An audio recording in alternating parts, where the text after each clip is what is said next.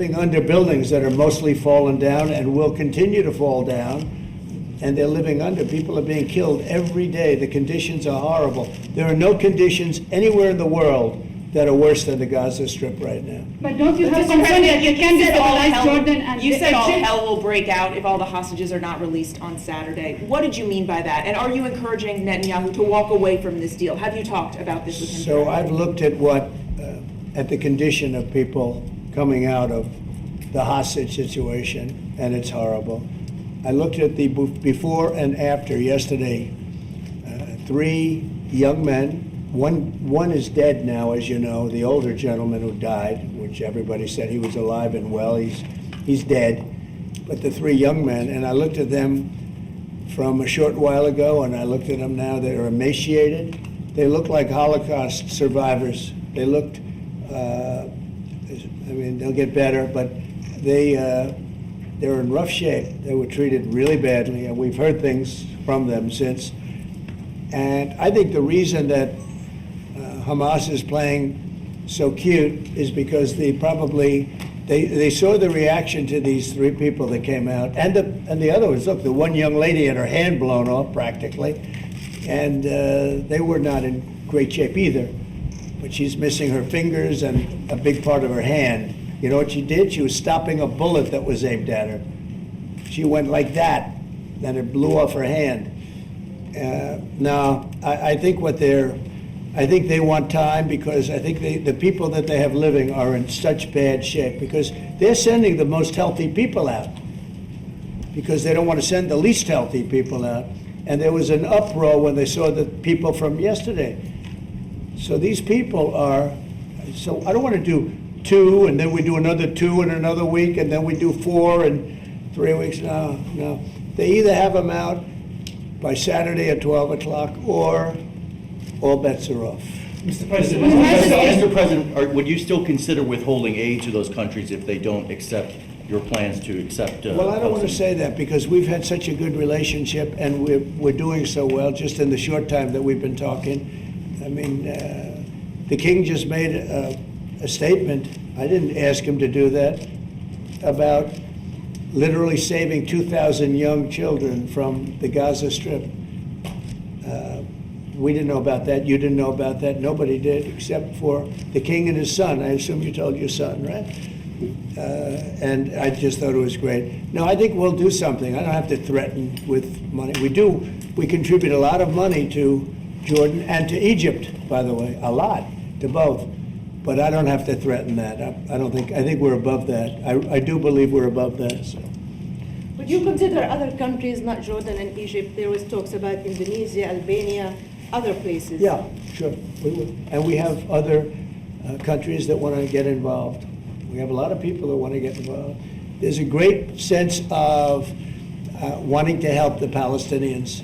There's a lot of good countries out there, people that rule those countries with big hearts, and this gentleman is at the top of the list. And if they don't want to leave, how are you going to force them, Mr. President? Oh, they're going to be great. They're going to be very happy. Your Majesty, should we expect that the Jordanian response would be part of a coordinated Arab response? The response will be from a multitude of countries, Arab, international. I know the Europeans want to step in. And again, we'll probably have to look to the help of the United States to make sure that COGAT, which is the clearing agency on the Israeli side, makes it as efficient as possible, because 2,000 kids, the best way to get to them is by helicopters and get them straight to our institutions. And I also believe that quite a few countries would also probably like to take some of those kids and have them treated in their hospitals. So we hope to launch this ASAP. Yes, and that's right. This should have been done by the Biden administration, but they didn't do anything. They didn't know what the hell they were doing. So this should have been done by the Biden administration. This should have never happened, because October 7th would have never happened if I were president. 0 chance of happening. You wouldn't have had that whole mess where the Middle East got blown up, and you wouldn't have had Ukraine and Russia fighting. That would have never happened. And by the way, we're making good progress there, I think. I really think we're making some very good progress. Mr. President, you've said before that the U.S. would buy Gaza, and today you just said we're not going to buy Gaza. We're not going to have to buy. We're going to have Gaza. We don't have to buy. There's nothing to buy. We will have Gaza. What does that mean? No reason to buy. There is nothing to buy. It's Gaza. It's a war-torn area. We're going to take it. We're going to hold it. We're going to cherish it. We're going to get it going eventually, where a lot of jobs are going to be created for the people in the Middle East. It's going to be for the people in the Middle East, but I think it can be a diamond. It can be an absolute tremendous asset for the Middle East. And you're going to have peace. It's going to bring peace in the Middle East. Gaza, the way it is right now, every 10 years you're going to have the same thing happening. I've watched it so long, all the death and destruction of Gaza. The civilization's been wiped out in Gaza. No, it's going to be a tremendous thing. It's fronting on the sea. It's going to be a great economic development job. It's going to put people to work, a lot of people to work. And those people are all going to be from the Middle East. And just to follow up with one on that for King Abdullah, can you clarify again, sir, how do you feel about the U.S. taking Gaza, as the president said?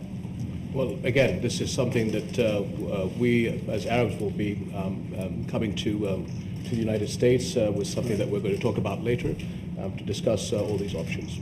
And Mr. President, take it under what authority? It is sovereign territory. Under the U.S. authority. And Mr. President, would you seek to personally develop property in Gaza after this happens?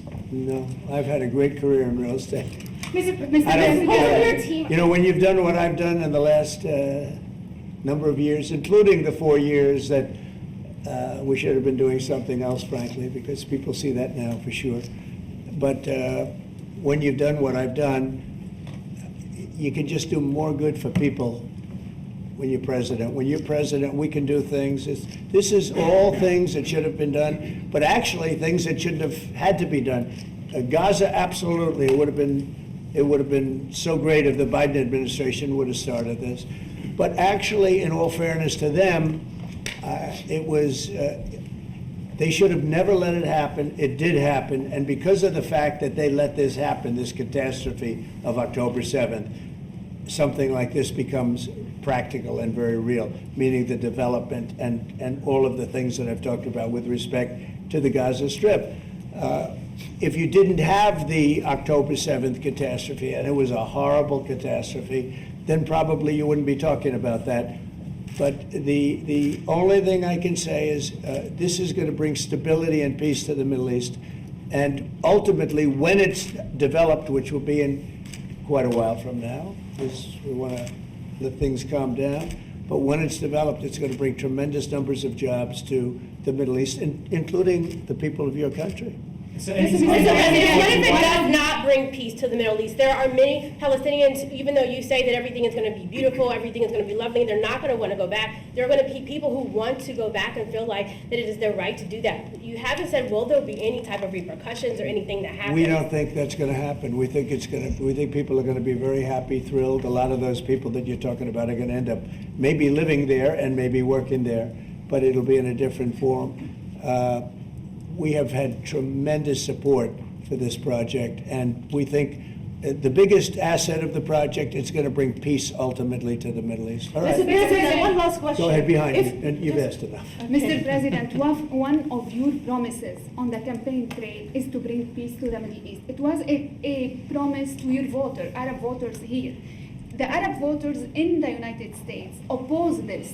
What do you say to them? Well, you know, if you look at Michigan, where we have a large Arab population, as you know, I was just telling the King that we won. As you know, I won the Arab population. Now, when I started off, I wasn't leading, and when I finished, a few months later, we started campaigning in Michigan. And when I finished, we won it by a tremendous amount, by 30 points. And my relationship with the Arab population has been fantastic, and my relationship with the Middle East is very good with all the countries, just about all the countries. Let's see, I would say all the countries. And they all want to do something, and they want to see peace in the Middle East. So all the stories you hear about the Middle East not really wanting peace, that they want war, they want this, they want to go a certain place. Let me tell you, those stories are false. They want to have peace. I know them all very well. They want to have peace. They want to have a good life like other people. And this will be a big factor in bringing peace to the Middle East. Thank you very much, everybody. All right, guys. Thank you, guys. Let's go, press. Press, let's go. Thank you. Come on, guys, quickly, please. Thank you.